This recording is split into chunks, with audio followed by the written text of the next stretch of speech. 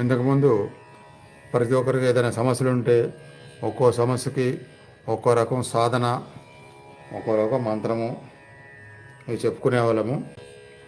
కానీ శ్రీ లలిత అమ్మవారి అనుగ్రహ సాధన మాత్రం అన్నిటికీ ఇదే సరిపోతుంది. ఎందుకంటే దేవతలందరూ కూడా వాళ్ళకి ఏది అవసరమైన శ్రీ లలిత అమ్మవారినే ప్రార్థించేవారు. అలాంటి రకరకాల దేవతలకి మనం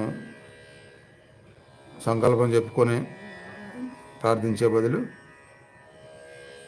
అందరికీ తల్లి అయిన లలిత అమ్మవారికి చెప్పుకోవటం వలన అందరికీ ఆ సమస్య తీరే విధంగా ప్రధానమైన అనుగ్రహం కలుగుతుంది.